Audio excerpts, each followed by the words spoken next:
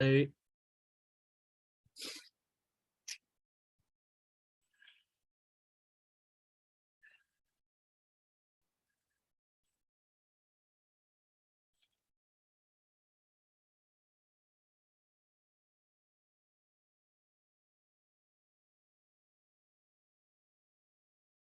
once people are joined, I'll stop the screen share. Yeah. Just for a little bit. Yeah. Okay, we've got everyone in now, so yeah.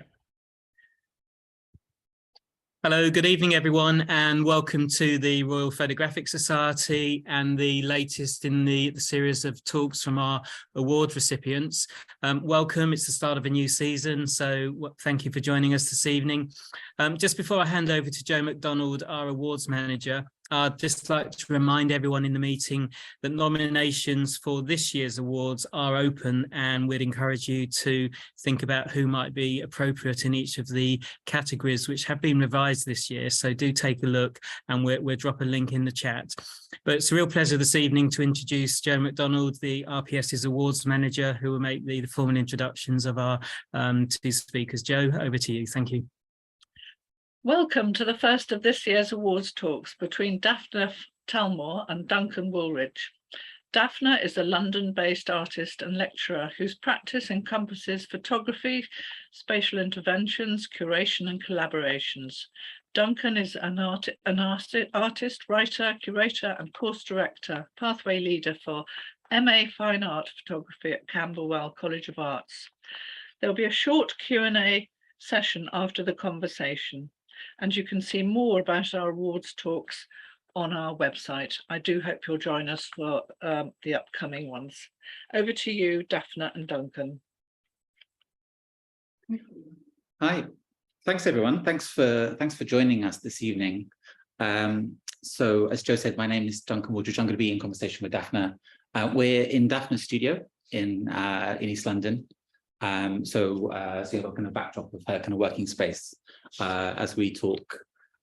We'll switch to a slideshow in about 5 minutes or so. We'll just kind of get started. A quick kind of thank you to Michael and Joe and to the Royal Photographic Society for hosting the talk today. What we wanted to do was to kind of get started, was just to kind of get a sense where everyone was kind of coming in from, where everyone was kind of watching from. So please do kind of use the chat and let us know where you're based and where you're watching from. It would be great to kind of see. And what we want to try and do is involve you a little bit in some of the conversation as we go. The other thing that I'd like to kind of get a sense of, in some ways, part of what we thought we might do in the talk today is just to kind of see what people's levels of kind of familiarity with Dafna's work was. We thought we might spend some time talking about the kind of very much about around the present and around some of the kind of the recent projects that Dafna's been working on and some of the developments in her work in the last few years, and to focus on that. But obviously we'd like to kind of get a sense if anyone is kind of coming to the work for the first time.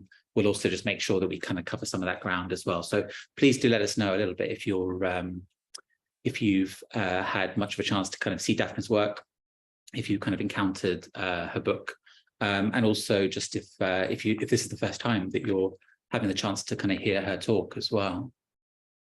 So great to see all the different places that people are kind of joining us from. So thanks so much. Always really interesting to see who's in the audience. So part of the idea for our talk today was to really kind of think about kind of the kind of sustaining of your work, and to kind of think about kind of how the work has kind of moved through these different kind of phases to kind of to reach the stage that it's at the present. And as a result, I thought maybe we could talk a little bit about kind of conversation. We could talk about collaboration. We could talk about kind of affinities, or we could talk about some of the kind of the details of the work in some sense. So what I'd like to try and do is see if we can kind of step beyond some of the kind of initial kind of foundational things. We'll do a little bit of that, but what I'd like to try and do is to talk about the practice and the kind of ecology that it's kind of involved in some kind of way. What we'll just do is we'll quickly just share a small slideshow that's going to run, that's going to allow you to see some of Dafna's work that will just loop as we talk. And what that will allow us to do is to perhaps kind of pick up on some particular works as we go as well.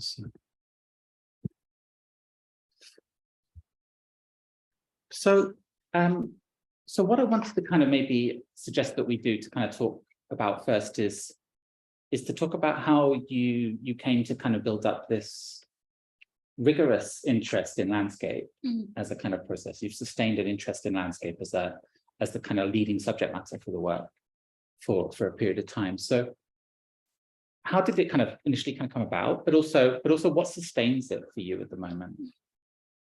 Thank you. And thank you everyone for being here, and the RPS for hosting. Yeah, that's a really interesting question in terms of thinking about my engagement with landscape. Because I feel like in a way it came about in a kind of roundabout way. So rather than a direct initial interest in landscape, I was always really interested in interior spaces. And I was photographing mainly within interior spaces, and I was very interested and drawn to them in terms of the limitations that they seem to very easily provide. And so in a sense, you know, that's what kept me in that space. But on the other hand, I was always very interested in what I was describing as a liminal space. So and kind of inside and outside, there was always an engagement with the view outside, or a suggestion of a view. So landscape in a sense was always present, even though it wasn't like, it didn't manifest very visually initially. And it was after a number of years of making that work and getting to a point where I felt kind of stuck, actually, and in a way, and maybe it's interesting to mention that kind of coincided with my time at the Royal College when I was doing my master's, because we were also talking about trajectories and such things before. So having come from a BA in fine art at Goldsmiths, which was an interdisciplinary course, but always finding myself somehow coming back or using the medium of photography, I ended up applying to the Royal College to do the MA there in photography. And then throughout my time there, I felt like I was in this weird in-between space, because having used photography for 3 years at Goldsmiths, where I could have used any other medium, I somehow, you know, thought I'd feel really at home on my MA. But then I suddenly realized that there was so much discourse, which was so medium specific, that I hadn't really had a chance to consider or engage with. And so that really opened up a lot of things for me. But I feel like that's why it took me a bit of time to get somewhere in terms of moving beyond the way that I had been working. And so fast forward a few years to 2009, when Lucy Levine and I, Lucy studied with me at the RCA, were good friends. We both set up a shared color darkroom, which is just a few doors up from where we're sitting now. And that really changed everything for me in terms of having access to a darkroom regularly and being able to experiment. And what I realized then is that a comment that a tutor had made, a visiting tutor actually at the RCA, made about the fact that in a way the work is really in the landscape rather than in terms of like the engagement with the interior space. And at the time, I remember it didn't make any sense to me, but he kind of pointed to this very tiny sliver of landscape that was present within an image. And it was, years later that I realized that he was right, and that actually I'd been thinking about the landscape and the view and the way the view is framed for a long time without really realizing it. And it was that shift that led me to thinking more about landscape, and maybe we can talk more about that in terms of this particular project, but I think I might leave it there for now. So in terms of your studies at Goldsmiths and at the Royal College, did that develop a kind of interesting constraint in some kind of way? Because it seems, as you said, there's a movement from almost anything is possible to suddenly talking inside a space. And now you've set yourself some kind of parameters in the work, perhaps not kind of explicitly chosen to narrow them down, but did that experience of kind of being both inside and outside of the kind of the limit kind of play a role in kind of developing a kind of rigorous practice in some way, do you think?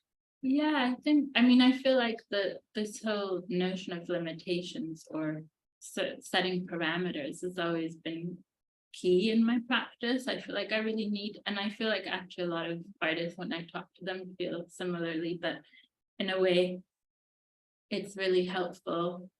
And I feel that in a way limitations are actually liberating. They open up the space rather than narrow it down. At least that's how I feel about it. And I feel maybe that's also why I find photography is it's such a fitting medium, because it comes with so many limitations that I'm really fascinated by. And I feel it keeps me circling around it, because I can't quite, because I feel like those limitations in a way are so present, but are also what, again, like open up a space of really interesting questions and contradictions that I feel like I'm grappling with. There are conventions, aren't there, that kind of are kind of really prominent in the photographic, and in some ways, did they kind of prompt you as something to kind of push up against, to kind of see what can be done? Absolutely. And I feel like so much of the work that I've been making since 2009, the Constructed Landscape series, which is what we're screening as the slideshow, is dealing so much with this idea of standardization, or certain photographic conventions, or certain conventions, pictorial conventions, very Western ones, of course. And so, but I always say it's even though it is a kind of push against it, it's also an engagement with it, and it's very much I see it as I always say it's like a kind of playful defiance rather than a more serious subversion or something like that. In terms of the development of this work, perhaps kind of less so in relation to subject matter as such, but more kind of in relation to kind of method. Are there kind of influences for this for you? Were there like, I wonder in some sense, I definitely remember being drawn to artists who really stuck at something for a while. For me, people like kind of Buren or Onkawara, Brahmanapalka, Hannah Darboven, who kind of explored this kind of intense kind of return. Were there people that mattered to you in relation to kind of getting close to a subject, or starting to kind of, as you say, kind of perform that kind of defiance?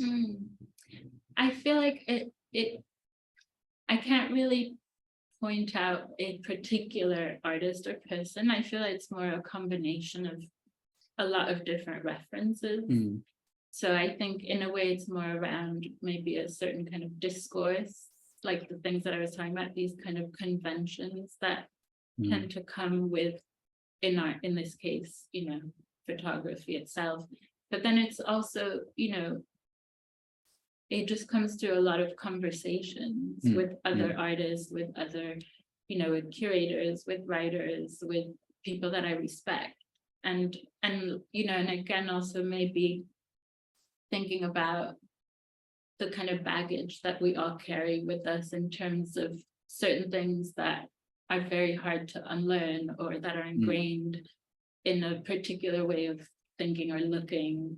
And so it's I feel like maybe in a more abstract sense, it's that really which is kind of like, not the model, but the very wide set of references. Can we talk a little bit about then the studio and darkroom as a kind of space where that kind of conversation happens? So you set up the darkroom soon after you finish your studies, and that's a space that both is a kind of place for you to work, but it's also a place that other people come in to work as well. So can you tell us a little bit about that and how it came about? So Lucy and I, we graduated from the Royal College in 2004, And we quite soon after started to share a studio. I was thinking about it today. And then we soon realized that we both really enjoyed like having access to the darkroom. We spent a lot of time in the darkroom at the Royal College, and it felt like quite an intrinsic part of our practice. And so perhaps naively at the time, we assumed that because that was something we felt, that there'd be loads of other people like us. And so through a series of quite amazing circumstances and coincidences, we ended up finding the space that I mentioned a few doors up, which initially was Peter Fraser's darkroom, and he was moving out and he was looking to go digital, just as we were looking for somewhere to set up a shared color darkroom. And I think we thought again that beyond the practical need to have other people involved in order to be able to afford the space and to run it, because it's a very challenging thing in London, especially as you come out of college, to be able to afford a studio at all and to have access to a darkroom and facility. So we thought beyond that practical need, there was something really nice about trying to emulate or extend what we felt came through being within an institution, an educational institution, which is that you're in the darkroom and you're printing, you're making your work, and then you have these very casual conversations as you're printing that really feed into the thinking around what you're making. And there's this really nice exchange that unfolds in those spaces. And so we just thought it would be nice to set up a kind of community of artists that had this shared space, which was very accessible and affordable, which would allow us to continue, with our practice, but also enable other people to do so in a shared space. So it starts off as something that's kind of maybe a practical necessity to kind of start with. Yeah. But then the kind of ecological kind of benefits of that in terms of kind of being around other people making work, kind of start to kind of show themselves. Does it in some way kind of start to can you think of it as an element of the practice that you've kind of built in some kind of way? We spoke a little bit before we kind of got started about just the kind of the importance of kind of collaboration and kind of conversation in a space where maybe the kind of temptation is to kind of place an emphasis on individual attainment. Yeah. And I wondered whether in some sense that's now part of the work that you're making, is this kind of provision of space in some sense, or is that too much of a leap? Yeah, no, I think it's fair to say that it plays a really important role. Without that space, as you say, on a practical level, I wouldn't have been able to start experimenting in the way I did. But I feel like also in terms of the support and the encouragement that I got, because, I think that the thing that happens a lot of times when you make new work or there's a really big shift or jump in your practice, which there was for me from, as I was saying, photographing in interior spaces in a very particular way to thinking more directly about landscape and all the kind of, the very loaded histories and conventions that come with that genre, whether it's through photography or painting.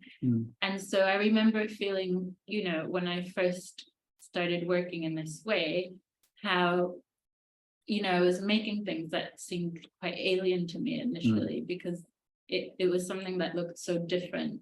And so I had a very, there was something quite disorientating about all of a sudden changing the visual language, even though to me it made a lot of sense, the kind of transition from what was called the obstructed view series to constructed landscapes, because there was a lot to do with, photography again as a medium, and about obstruction and about limitations and about thinking about the frame, the photographic frame, and everything that it suggests beyond the frame, but somehow still at the core of it, the work had shifted. And so it was other people who were around at the time, friends that I'd also been to Goldsmiths with, and we had regular crits. So all of those conversations, which were basically confirming that there was something that I should pursue, which, I think was really key. So they become different types of testing spaces in some sense, because you're testing the work out yourself in the darkroom, but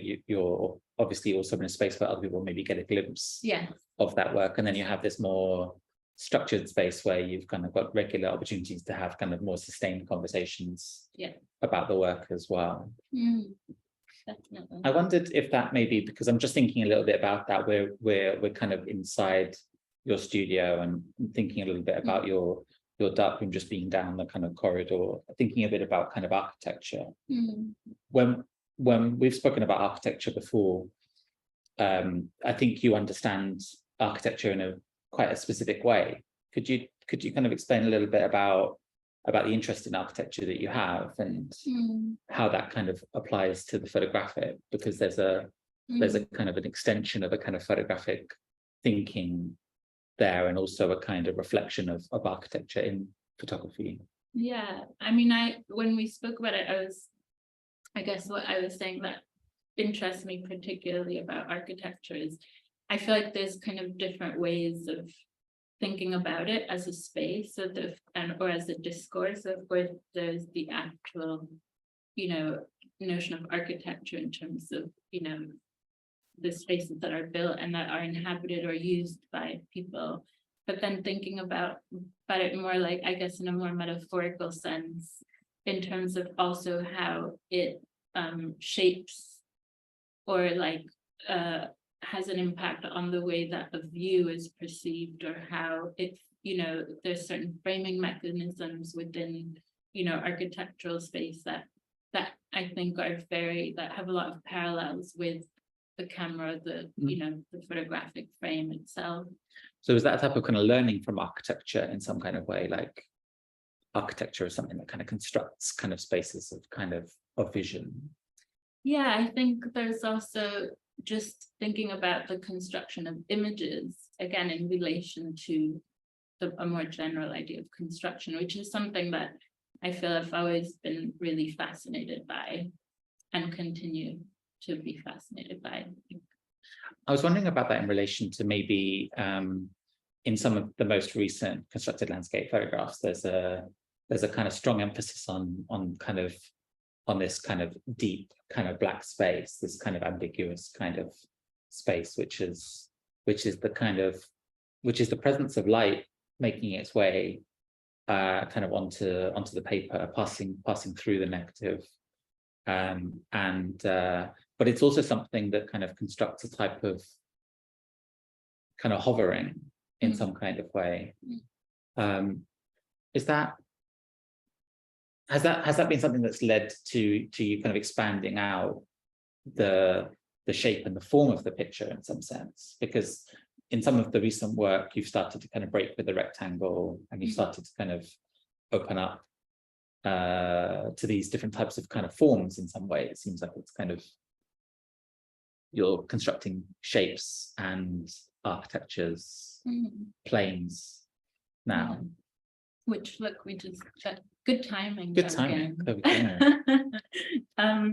We're insane. Yeah, I think that idea of, those black spaces and the voids are something that, has evolved over the course of the series.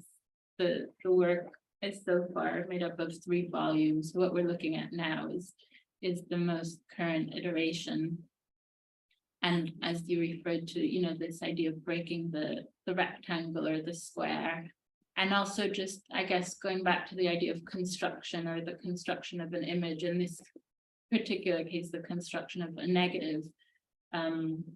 I just suddenly realized that all of those conventions and standardizations that come, traditionally with photography, because of course, they've completely collapsed, and so many people are resisting those kind of those constraints.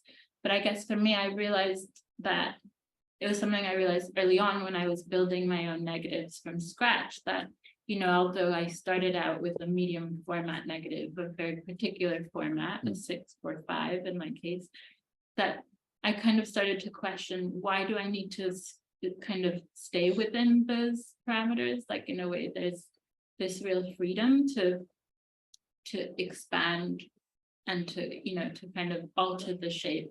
But initially I was still sticking to the a rectangular or a square format. It was just that, you know, they were either more panoramic or verticals, playing with this idea of what a landscape looks like. Also, you know, traditionally the idea of a landscape is a particular format.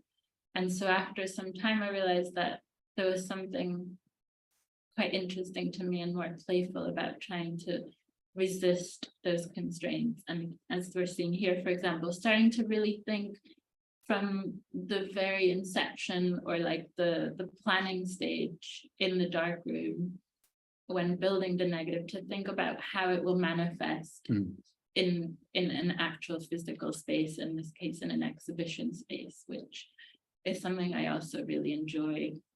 And again, like just thinking about the idea of collaboration or conversations, which has really evolved also through a series of conversations based on what the show is and what the space is. So for example, working with like you and, you know, as a curator, or working with Sid Motion or To Be or other, you know, spaces. So in different exhibitions that you've had, you've started to kind of perhaps kind of show elements of the kind of process in some way, to bring forward your, so in your book,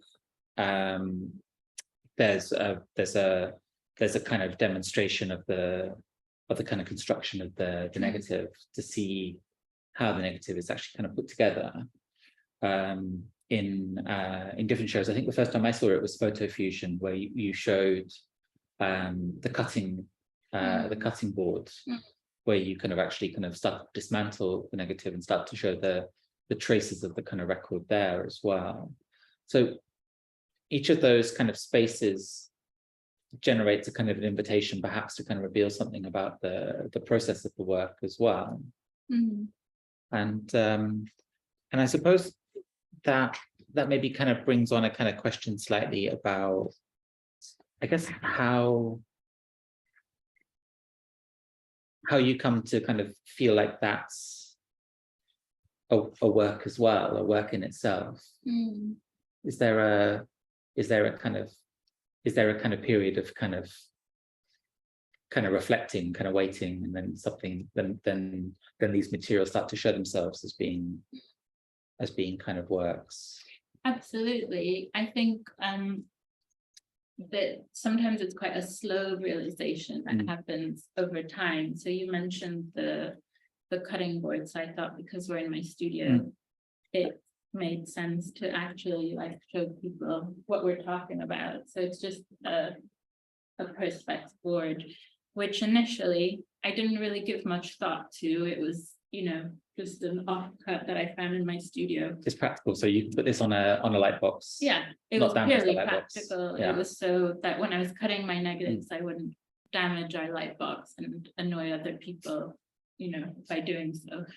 And so it was actually after a number of years. It took me until, I guess, 2017, when I had my solo show at Photo Fusion, which is maybe what you're referring to, where I suddenly started to think about this object beyond its practical function. And I started to think about it more conceptually, and I was quite interested in it as I was thinking that actually it's very much like a photographic plate, or like a negative in itself. And this idea of the negative as a realm of possibilities, as this kind of source, which as itself does one thing, but then depending on how it's treated, does, you know, can do lots of different things. And so the first thing that I did with it was I put it on a flatbed scanner. And so again, I was interested in these different spaces of, so this like physical object and the traces that, you know, alluded to the process in a much more abstract way. But then, you know, how when it enters the digital space, in terms of the scanning, like all of the things that it opens up and that it can become. So initially it was a vinyl wallpaper that was in the show at Photo Fusion, and then it became a vinyl wallpaper in a solo show at To Be Gallery in Budapest, but it was transparent. So it was very much about being able to look through the window, but having a kind of obstruction.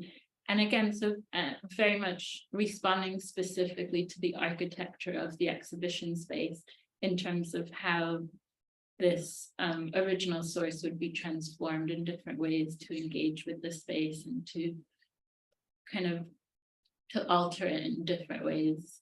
For example, at the latest iteration was that Sid Motion Gallery in London in 2019, where we produced them as window drops, and it started to reference, the fact there was light passing through it, kind of pointed to the fact to its original source as on top of a light box. But then there was also something about the rolls at the bottom, which were weighing it down, again for practical reasons, started to suggest the idea of the studio backdrop. So there were, again, these quite playful references to photography that, whether you got them or not didn't really matter, but in a way seemed to kind of have some inherent logic in terms of the formal decisions. Sure. We have a question from Miriam, who's asking us to say a little bit more about kind of the choice of landscape, and maybe we can kind of fold that in a little bit to talking about the kind of the landscape in relation to the shape of the image and its kind of relationship to architecture. But can you tell us a bit about maybe landscape and also kind of continuing with landscape in some way? Yeah, sure. So as I mentioned earlier, I'd been shooting in interior spaces for many years, but I was always interested in the view, or what was somehow outside the window, and that engagement between the figure and the view. And so while I was making that work, I was also shooting a lot of landscapes across different locations of personal significance, but without a real kind of conceptual agenda. It was very intuitive, and it was more done out of some kind of sentimental need to capture these places so that when I left, I could somehow take them with me. So again, quite a traditional idea of, what a photograph can do. But I found myself really frustrated with the images. So when I would print them or looked at the contact sheets, I felt that in themselves, they weren't really transmitting anything or conveying, what I was feeling, or so they felt like failures or disappointments. But somehow the compulsion was there, and there was something that kept pulling me back. And so after accumulating a lot of this material, I suddenly thought, well, what can I do with this material to help me deal with this, what I feel is quite a problematic relationship I have to photographing outside, especially in relation to the lack of limitations and this very overwhelming sensation of being outside with my camera, and not just physically, but also thinking, again, as I was saying, in terms of the baggage or the kind of references that we carry in terms of certain conventions. So I felt like in a way it wasn't even me taking the pictures, it was me mimicking this idea of what I thought a landscape should look like when it's pictured. Yeah, you're in the landscape and suddenly weighed down by the kind of expectation about what that should look like. I wondered a little bit, it was crossing my mind as you were saying that you were talking about kind of playful defiance, and then we were also starting to talk a little bit about the shape of your negatives in some sense. And I was wondering a little bit about whether, so maybe those first images look a little bit like rectangles, partly for recognition value, but also so as to have a base from which the defiance can kind of show itself as you start to kind of wrestle with or break the kind of expectation of the shape of the image, and start to kind of resist or kind of challenge in some way all of these expectations about what the landscape image looks like. The constructedness of the constructed landscapes, then, does that play a kind of an important role in terms of both having some agency to kind of affect the landscape, but also an ability to affect the kind of the image of the landscape in some way? Yeah, absolutely. I feel like, I guess there's, that maybe thinking back to this idea of feeling quite overwhelmed and not having agency or control, and feeling that, there's so much that is almost prescribed, or, that I felt burdened by in terms of certain legacies or histories, or, certain conventions. And so being able to try and kind of extricate myself out of that was what drove the work forward. And I guess also what then shifted it in terms of, like, as you say, initially in volume 1, the images are quite recognizable as traditional landscapes, like they follow certain rules or conventions or tropes. But, so there is a disruption, and there is, through that black void, the element that has been cut out.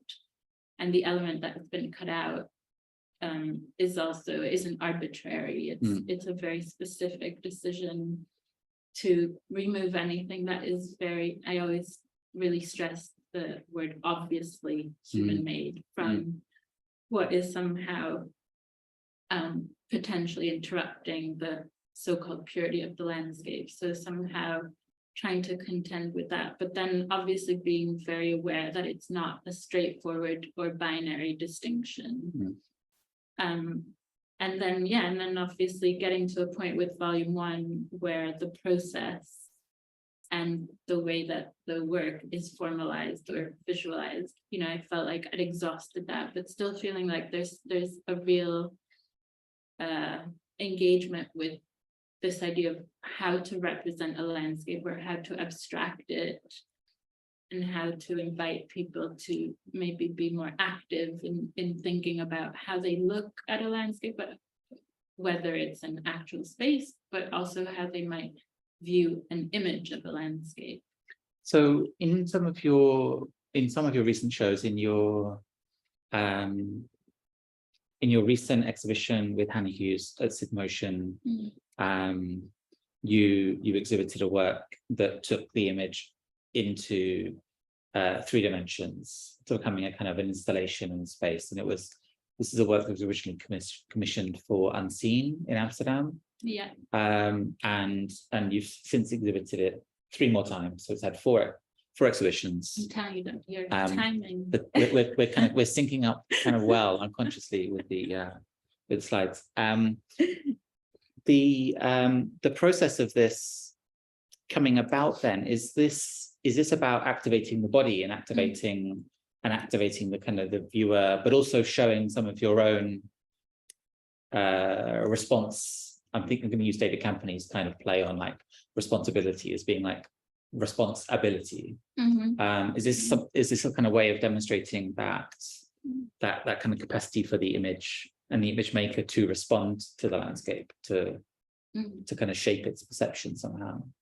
Definitely. I feel like, if already there was something which I felt was very present within the work, or at least something that I hoped was very present in the work, which is this idea of conflating multiple viewpoints within one frame. So trying to, again, contend with what, I felt was a very particular limitation of the photographic frame when trying to convey the experience of standing and viewing or scanning a landscape. So as a result, trying to take multiple fragments across different images that were shot in the same location to try and, in a way, get closer to a more truthful, in quotations, experience of the kind of multiplicity or plurality of views. So that's already happening within volume 2. And then in a way that I felt like the transition from the 2-dimensional space to a 3-dimensional space, what it enabled me to do was to take that idea and just push it slightly further. And in that sense, because I think we spoke about it when you were here in the studio, when you wrote the essay for the show at Sid Motion in 2019, this idea of the push and pull, and this, again, this much more, this hopefully more awareness of the body in relation to space, in relation to the landscape, in relation to the image.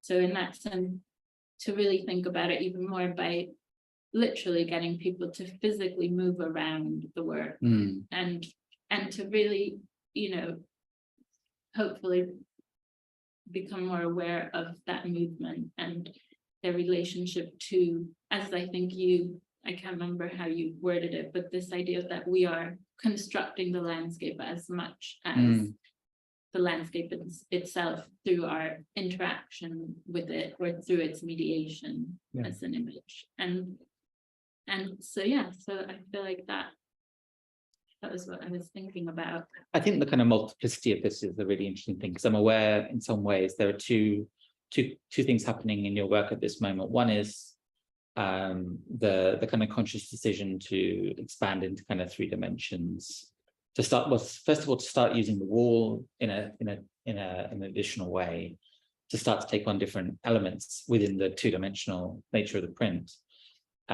which then starts to have a 3-dimensional effect.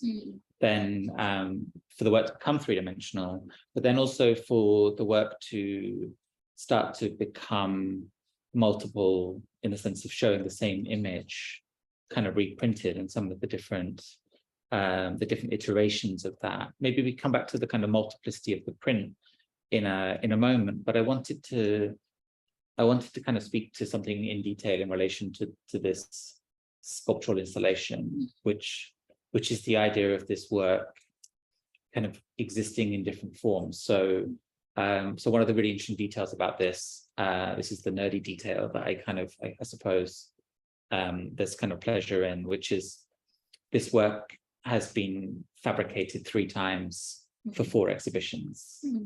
And then so it's been exhibited in 4 different spaces and kind of activated the space in different ways as well. Yeah. What was that experience? How did it change in those kind of experiences of space? I mean, I think it changed in terms of how it occupied space and therefore how it affected the way people moved around it and what was around it. Also, obviously, it was in dialogue with that. So in its first iteration, and as you mentioned, it was originally commissioned by Unseen Unbound for Unseen Amsterdam. And so that was what gave me the initial push to, because we were invited to put a proposal in for this show called Filling the Cracks, which was the premise of the show is that the work can be on the walls. And so I'd been thinking for quite a while about a shift from the 2D to the 3D. And so it was something, again, a very specific context that enabled me to finally get there. And so it was interesting because it's the first time also that the constructed landscape series, other than the vinyl wallpapers, that has manifested as a digital print. So usually I'm so, I have such a direct hands-on, involvement, whether it's like when I'm building the negative or I'm producing the studies, which we'll come back to, when I'm trying to kind of figure out the kind of working out of the final image or the edition. And then even once I have the final print and the negative, I then tend to work very closely with the same printer, with Brian O'Leary at Artful Dodgers Imaging. So I've always had this very close encounter with the production of work. Whereas here, all of a sudden, there was the construction of the negative and the master print, which you can actually see also there. And we'll probably come up to it quite soon yet, I think. Which was then drum scanned. So that print, the 20 by 20 inch print, was what became the kind of master print, which got drum scanned and then paneled in Photoshop to be printed on vinyl. And then the vinyl got applied to this structure, which I designed, which I had in mind as, when I was building the negative. I knew that I wanted to, there it is, the negative. I was really interested in this economy of having one negative which would produce multiple images.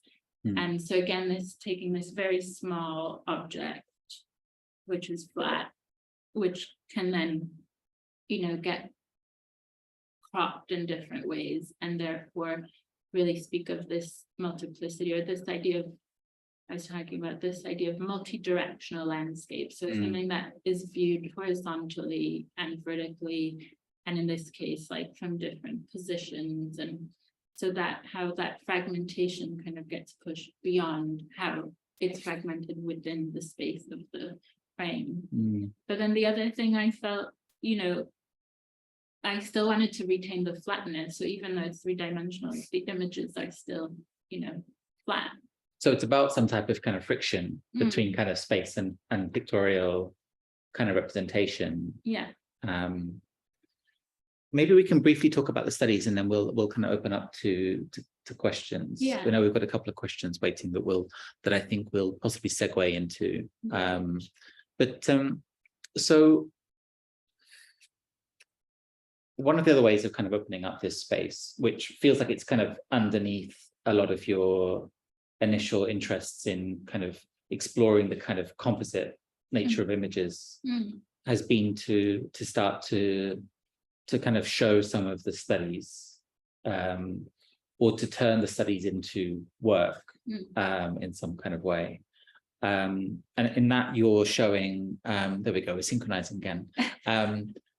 You're starting to show two images, two versions, two manifestations of the same source material, sometimes with subtle differences in the printing, different kind of intensities or different kind of different tonalities.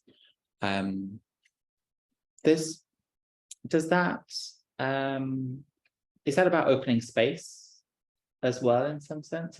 You can't help but kind of, your eye has to move between the two of them. So yeah, I think it's definitely about that. I think it also relates back to the realization that sometimes hits me over time. So just like the cutting board, which originally had a very just purely a practical function, it was the same with the studies, because in a way all they were test prints, like because I was cutting and making all these alterations on a very small negative, which essentially is quite a blind process. Like all I had as a reference was the contact sheet print, which is tiny.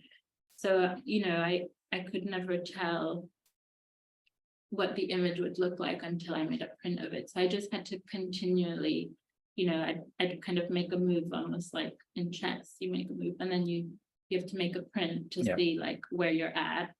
And that then informs the next cut and the next move and so on and so forth. So I found myself just, again, with this accumulation of material that was just sitting in boxes. So it kind of, in a way, I felt like it came full circle with the beginning of the project. And so suddenly it hit me that I thought, well, why is it that this is just process? Like, why is this hidden? Why is this, it's doing something very different to the final kind of clean, version, the kind of, this is the work. And so I thought there was something interesting about bringing the studies into the exhibition space. And again, but like still having a shift or a distinction from how they exist within the studio or the darkroom, which is with all my notes, which you can see in the book, with all the filtration notes, like the technical notations. And instead to treat them as images and as as something that again alludes or speaks of the process and the construction, but does it in a way that still takes it away from its original context. And in the sense that rather than, each image can have anything from, let's say, 20 to 40 odd studies. So rather than showing all of them, although in the show that you curated, the Moving the Image show, we showed quite a few and with the notations. But generally speaking, to think more about them as sets, like of, triptych, or a pair, or two sets of triptychs, that through their sets or combinations, they start to allude to this idea of the subjectivity and all of the decision making that is so inherent to not just this particular process, but more generally to the idea of the creative process and how we have these value judgments in terms of what makes an image interesting or successful, or you know, like when do we decide to stop and call it done? Yeah, I was thinking, I mean, I'm aware that we have a question from I think it's Birgit, who is asking about kind of how you decide to kind of make a cut. But in some ways, I guess kind of the first question you get, maybe even before that, is kind of how do you decide something is finished?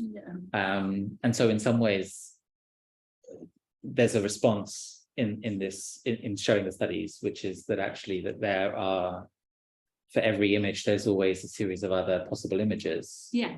And so there's a kind of space around the work that we should be thinking about when we're also looking at the work, that actually it's not just simply this object as somehow an object of completion. It's a kind of quite fluid, kind of transforming kind of object. It speaks to not only a kind of process that's been undertaken, but something that's kind of still ongoing in some sense. Absolutely, and it's something that could keep going. And I think also it, you know, I think it was something else that I realized that it correlates quite nicely for me in terms of this idea of the multiplicity of viewpoints that sit within the kind of final image, that somehow there's something that almost like expands or unpacks further through the studies, through thinking again about the realm of possibilities and all of the different ways in which we can view or experience the same thing. And maybe kind of multiplicities is a nice place for us to kind of finish in terms of like being able to just touch on kind of communities, touch on kind of process, thinking about the kind of development of the work and the different kind of things that have informed it. I think we'll open up to see if there are any questions. I know we have a couple that we'll come up to. So do please type in kind of questions that you might have. I know that so the first question from Miriam, which is about untitling, which is about kind of the untitled and the kind of coding that kind of goes on in the title. Can you tell us a bit about that? Sure. So the titling stems from, I guess there's different kind of reasons or thinking behind untitling. I think one of them is, it was always clear for me because I was trying, you know, the aspiration was to try and resist specificity or get away from the idea of a specific location and instead have something that was even though it was rooted in a real location. A landscape photograph is always somehow a photograph of the place rather than somehow a photograph about the place. Exactly. So I was trying to get away from that flattening that I find would happen if I like titled it with its location. But on the other hand, I felt like I was somehow indebted to the original source material. And so the codes are something that I came up with, which have to do with, you know, it's an abbreviation of the location and the amount of negatives that are used in the year that they originally shot. So I feel like it also complicates the idea of time in a certain way, because you have the year in which the work was made, but then you have the original year in which the images were shot, which are part of the title. So there are these kind of coding systems, which, you know, which on the one hand, like I was saying, like really speak of the original location, or there's like that anchoring of them to a specific location, but then hopefully they also allow enough space. And then there's something kind of pseudoscientific that, you know, people, hopefully they start to raise some questions around what those codes might be. And what I always say is that even though I resist the idea of naming the place, the specific, the original location, or in this case, locations that have been merged, it's, you know, in terms of conversation or anecdotally, I'm more than happy to tell people where they were shot because I understand that need to anchor oneself. So there's a kind of resistance to that. I was wondering in some sense, like, so one of the things that Miriam was asking is that was in some sense was about titles or language kind of having kind of value and or kind of what role the title has. And I think sometimes titles can be used to somehow kind of inform, direct, or even to open up a totally different space. And here there seems to be two things going on. One is, as you say, this kind of slightly pseudoscientific version, which is like, what does this mean? Like I have to now speculate on what this kind of sequencing is. But there's also another part of that, which is that I think the experience of seeing the image is still probably an encounter through the automatic question that we all want to ask, which is like, okay, so where is this? And fundamentally, ultimately, people do really want to know, generally speaking. And I understand that kind of, that need, I completely do. But that's what I mean. I hope in that sense it opens up that space rather than closes it down, because if it was in the title, that would be it, right? And then people might start to have very specific connotations or associations, whereas hopefully when they look at the work, it might remind them of somewhere specific, but they can't really pin it down. And so hopefully there's enough time to ruminate on that before the answer is reached in some way. And we have a question also about kind of planning, and I know that you've spoken a little bit about the process in terms of there being a kind of iterative step where you would make one mark and then the next. But in terms of the kind of overarching kind of plan, is there a kind of, do you come to the work sometimes with a kind of an idea of there's this thing I want to kind of explore, there's something specific that I'm looking to kind of emphasize in the work, even if the process is still going to provoke surprises for you as you go? Yeah, I mean, I think maybe the thing that's most kind of preset or kind of considered in advance is the shape, the format of the negative. And for example, at the moment I'm working on a commission, and so it's made for a specific space. And so I was, again, I guess coming back to this idea of architecture, the space has very specific windows which overlook a particular landscape. And so I took the ratios or the format of the dimensions of those windows as a starting point for it, because I really wanted there to be that dialogue between the work and this kind of abstraction of the landscape that it's representing, but then also the way that it's fragmented through the space that that it's viewed from in actual space. So great. And I think we'll pick up one last question. So Denise, and we'll just stop sharing our screen as we go there. So Denise is asking about your ongoing kind of research. What's kind of interesting you at the moment? What is, oh my God, so many things. It's always so hard to answer. I feel like, I'm constantly thinking about photography, but then I'm constantly thinking about, I feel like there's an engagement or a hybridity to the work. So I'm really interested in painting and sculpture and drawing, and I listen to a lot of podcasts about all sorts of things. We were talking about one earlier, but I mean, in terms of what I'm reading now, maybe if you want a more specific. I think people are always interested in like reading lists. I don't know if we could, so there's this book called Negative Positive, A History of Photography by Jeffrey Batchen, which talks a lot about this idea of the negative as something that is overlooked or can be overlooked. And I was thinking about it, I find it really interesting because I was thinking that in a way it's so overlooked or taken for granted, but on the other hand, there's like, it has this very sacred place when you think about it in terms of certain conventions of photography. And he talks also a lot about test prints as being a space of possibilities and this kind of the multiple personalities of photography or how they manifest through printing. So again, that kind of thinking about a negative into a positive print. So great. Yeah.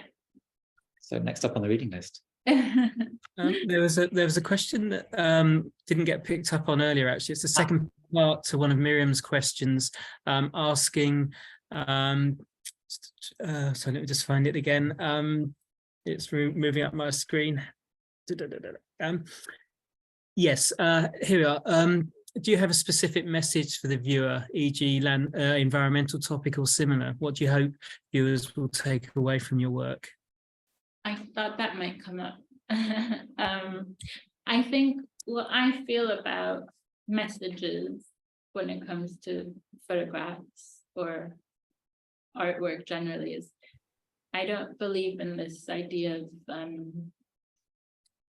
of any kind of fixed meaning. I feel like there's lots of intentions that go into the work, or things that I think about as I'm making it, and certain references that come to the surface that maybe we haven't spoken about very much. But you know, again, this discourse around maybe landscape, around photography, around representation, and then of course, like, you know, the environment, the impact, you know, on the environment, and the relationship between our presence and, you know, how that's affecting the environment, of course, is there. But I think what I like to say is that I hope that none of these things are just like overtly there. They're there as suggestions, or they're alluded to, and hopefully they get picked up on. But again, I feel like making work and putting it out in the world, it's just, once it's out in the world, it's almost like it gets completed through, this is something I think you speak about, or we've spoken about before. Yeah, I think there's an element of that, but I also think in some ways what the work speaks to is maybe a kind of abstraction, or a kind of an idea that can be kind of explored through its kind of process, so that obviously you can situate that in a particular moment, the current moment that we have in relation to climate emergency. But I think it's also about a way of encountering the landscape that I think its consequence is a greater sensitivity to the landscape, a greater kind of an awareness of the kind of impact that we have on it. Yeah. So I think that leads us towards the space where we become kind of responsible for the landscape in some way, without being explicitly about one subject. Yeah, and I think also, I guess another thing I thought about earlier today is that even though there's such an absence of human beings within the work, it's so embedded within the work. It's suggested in other ways, like, you know, again, just the fact that the incisions or the physical marks that are made on the material, on the negative, and then that manifests in the print in different ways. The voids, so the things that are cut out, which were the very obviously human-made elements that have been removed first, they're there through their absence. So I feel like in that sense, it's very much about that. That might be an appropriate point to just bring in a final question from Angela, who's asking, do you go back to your images and deconstruct them again? Do I go back to so once I construct the negatives and build a negative, do I go back? Have I done so? I've only once done something, which is that I built a negative and then I cropped into it. So the negative still exists and it's in the same form, but it's the image changed. But generally I'm quite like, once I finish with a piece, that's kind of it. I guess your negatives are getting smaller and smaller as you kind of cut through them. So there's probably a point at which they can't get smaller. You could reconfigure them. You could reorganize them. Yeah. The fragments are getting smaller because I think there's a certain economy that I'm trying to adhere to, which is like, the more I've been doing this, the more I'm trying to waste as little as, so like whatever gets cut tends to then be kind of used in the next cycle of production. So that's why they get smaller. I'm trying to think. No, I don't really think they change very much once they've been deemed as, you know, as finished. That's great. I think that's probably the point to bring this evening to a close. Firstly, Dafna, congratulations on your RPS Royal Photographic Photographic Society Award. Well deserved, and thank you so much for exploring your work with the audience this evening. We've had a great turnout this evening that have stayed pretty much all the way through, which is always a great sign, so thank you for that. And Duncan, thank you so much for your questions and actually meeting both of you in person in Dafna's studio as well. It's brought a very different feel and a very nice way of having that engagement between the both of you. So thank you for that, and thank you for allowing us to have a sneak preview or peek into your studio as well. So thank you very much indeed, and thank you to our audience. Look out for the next talks in the series, and finally, it goes without saying that big thanks to Joe McDonald for arranging this evening and the whole talk series, and Joe would welcome any nominations for our 2023 awards. The link's in the chat, and we'll send that out separately. So Dafna, thank you again. Duncan, thank you too. Joe, thank you for organising this evening, and thank you so much to our audience for staying with us and asking some really interesting questions. Good night, everyone. Can I say also a big thank you from me to everyone and to the RPS. I realized at the beginning I didn't actually acknowledge the receipt of the award, which obviously I'm very honored by, and I'm in great company. So thank you, and to Duncan, of course, as always, for a great conversation and ongoing conversations. It's great, and hopefully we can meet up in person at some point. So Thank you, everyone. Enjoy the rest of your evening. Thank you both. Thank you. Bye-bye. Thanks.